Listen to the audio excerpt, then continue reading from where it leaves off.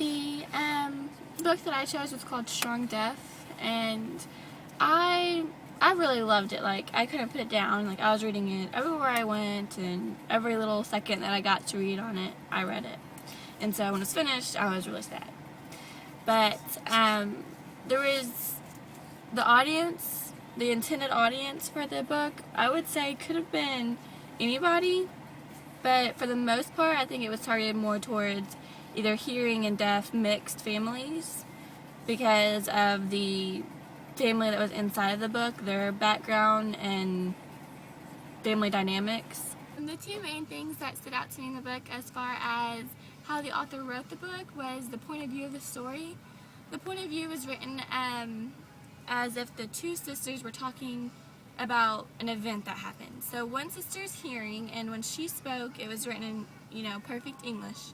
But when the deaf sister spoke, she spoke in ASL. So the author decided to write as if she was speaking in ASL. So for me, this really helped me connect with the characters, and it put me in the book. So I felt like I was actually getting signed to when I was reading the sister who was deaf. Okay, so the way that the book was written could have bothered a lot of readers, but as for me, it just the writing was really choppy when it was written in ASL, so it took a little bit of getting used to, but once I got the flow of how she was writing, I could read it a lot easier and comprehend the book a lot better. For some people, they might not have ever got to find that connection with the book, and they could have just stopped reading, or it could have caused a downfall in the way she wrote it, but for me, I loved it, and I thought it was very unique, and it helped connect with the character in the book, so I loved it.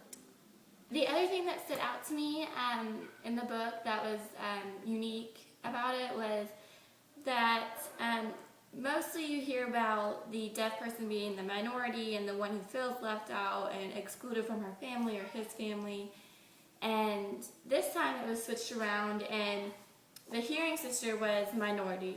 She had deaf parents, she had deaf sisters, she had deaf grandparents and deaf cousins, and she was one of the only hearing people in her family. She had her hearing grandma, but it was mainly just them two that I knew about. So she was the minority in the family, and I thought it was a good twist and it was a good outlook to see and to view and to read, and it was just really unique. So the main point of the story is that there is two sisters who just, don't get along, like typical sisters. They fight and they bicker and they argue, except one is deaf and one is hearing. So there's even this bigger, gap between the relationship now because of the communication barrier. The deaf sister, she is the oldest, and she goes to a school for the deaf called Braddington. So she is gone for most of the school year, but she comes back in the summer. So over the summer, we will get to see, how they react to being with each other, and then, how they slowly start to build a bond with each other. So what really tied the bond with these sisters was the family vacation that they took. They went out into a cabin in woods with their mom and dad, and the dad kept seeing that the two sisters were arguing, so he sent them on a hike, and through this hike they were still fighting and bickering and kind of just ignoring each other, and then on the way back there was a big storm, and so they were trying to hurry up and get home, and one of the sisters, Marla, the deaf sister, she had slipped and fell, and she had hit her head, so she had a concussion and she couldn't really move too well. So the other sister, Jade, who was hearing, had to run and go get help.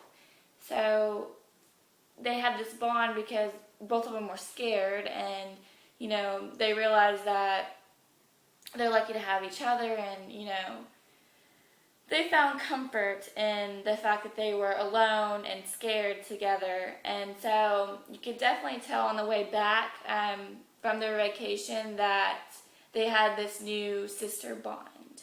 So there was a couple of changes that you could see that happened from the beginning until the end. Towards the beginning, both sisters were counting down the days until Marla got to go back to Braddington and, leave her summer home. So towards the end of the book, it mentions that both sisters were so excited to see each other again that they were counting down the days until Marla gets to come back, to her home. Another thing that I saw was that during the softball games, the difference between how the girls acted with each other from the beginning and then at the end. At the beginning, during the softball games, they were, always angry at each other and arguing with each other, and they didn't support each other during the games or during the practices.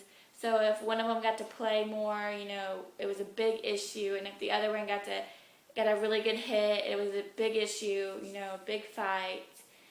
And towards the end, you could really see, how they bonded, and the sisters, they would cheer each other on. If one of them got a big hit, the other one would be cheering, and if one of them was on the field playing, the other one would be cheering for them. And so they were also got better teammates, and they became better sisters and friends all in one. So the main theme of this story was mainly just sibling rivalry, and for these two sisters who had so much that they thought they had nothing in common, coming together and finding things and finding ways to bond and reconnect. And at the same time, the author found a way to mesh a hearing culture and deaf culture into the same family and let the reader really see, a hearing culture and the deaf culture. So I feel like a lot of people can benefit from reading the book Strong Deaf.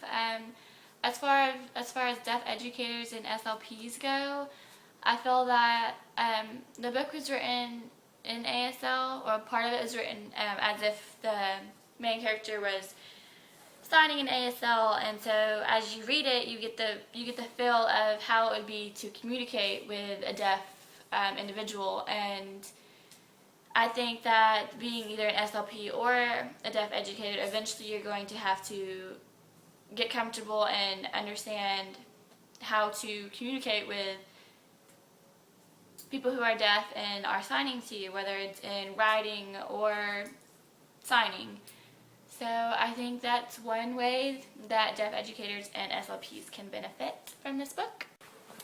As a deaf educator or future deaf educator, I think this book was very beneficial to me. It talked a lot about deaf etiquette, as far as when you're, in the same room as a deaf person, or different situations, not to use idioms. And it also talked about Gallaudet University in the book, and it talks about the different protests that was held because of the Gallaudet University. And so I feel that there's a lot of history in this book that also would be beneficial for deaf educators to know. Inside the book, there was a little section about Marla, the deaf sister's speech. And so I think, since it mentions her speech and different sounds that she would make when she was angry and, when she was trying to communicate sometimes, I think it would be beneficial for an SLP to also read through this book as well.